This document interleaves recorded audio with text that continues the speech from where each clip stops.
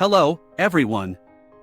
I use this channel to post questions that I pose to artificial intelligences with the purpose of observing how they behave currently and how they will behave in the future, as I intend to re-ask these same questions in the future and see if there have been any changes over time. Therefore, the questions on this channel are crafted by a human being, and the responses are entirely authored by artificial intelligences, without any editing of what they return. With that said, let's proceed to the video. Do humans manage to get along well with solitude better than other animals? Humans have a complex relationship with solitude, and it's not necessarily accurate to say that they manage it better than all other animals. Solitude can have both positive and negative effects on humans, depending on individual personalities, cultural backgrounds, and personal preferences. Some humans thrive in solitude, finding it to be a time of introspection, creativity, and self-discovery. Many artists, writers, and thinkers throughout history have valued solitude as a way to focus on their work and ideas without external distractions. However, prolonged isolation and loneliness can also have detrimental effects on mental and emotional well-being, leading to feelings of depression and anxiety. When it comes to other animals, many species have varying degrees of tolerance for solitude. Some animals are naturally solitary and prefer to live and hunt alone, while others are highly social and rely on group interactions for protection, hunting, and reproduction. It's essential to consider the ecological and evolutionary contexts of each species before making broad comparisons. For example, certain big cat species like leopards and tigers are often solitary hunters and spend a significant portion of their lives alone. On the other hand, animals like wolves, dolphins, and certain primates are highly social and live in groups that provide them with various benefits, including protection and cooperative hunting. Ultimately, the ability to manage solitude depends on factors such as an individual's species, personality, and evolutionary adaptations. While humans have developed complex social structures and cognitive abilities that allow them to engage in deep introspection and creativity during periods of solitude, it's not accurate to claim that they universally manage solitude better than all other animals.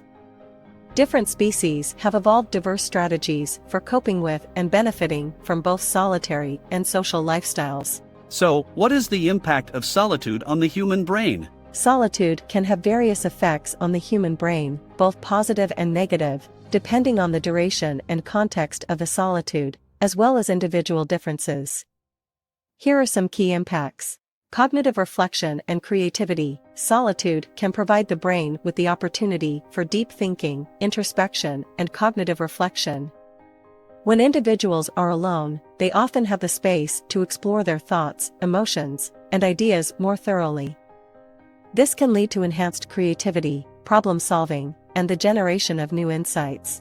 Reduced distractions. Solitude can help reduce external distractions, allowing the brain to focus more effectively on tasks or thoughts at hand. This can lead to increased productivity and improved concentration.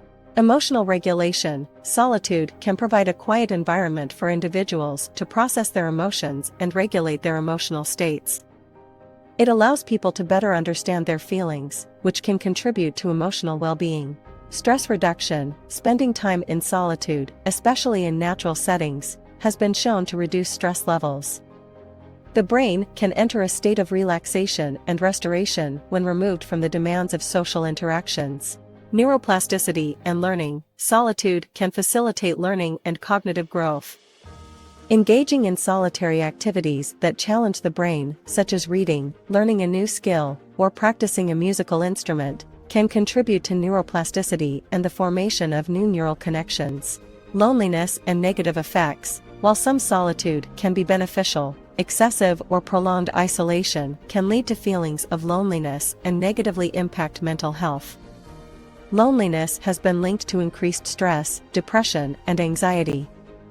The brain's reward and social processing systems may become dysregulated in response to chronic loneliness. Social brain activation. The human brain is wired for social interactions, and certain areas of the brain, such as the prefrontal cortex and the insula, play key roles in processing social cues and emotions. Extended periods of isolation might lead to reduced activation in these areas, impacting social skills and emotional understanding. Balancing social needs. Humans are social creatures, and interactions with others are essential for overall well-being. While solitude has its benefits, too much isolation can lead to a lack of social interaction, which is generally important for maintaining positive mental health. It's important to note that the impact of solitude on the brain varies from person to person. Some individuals thrive in solitude and find it rejuvenating, while others might experience feelings of loneliness or discomfort. The duration and context of solitude, as well as an individual's personality and preferences, play significant roles in determining how solitude affects the brain. Thank you for watching, and until the next reflection.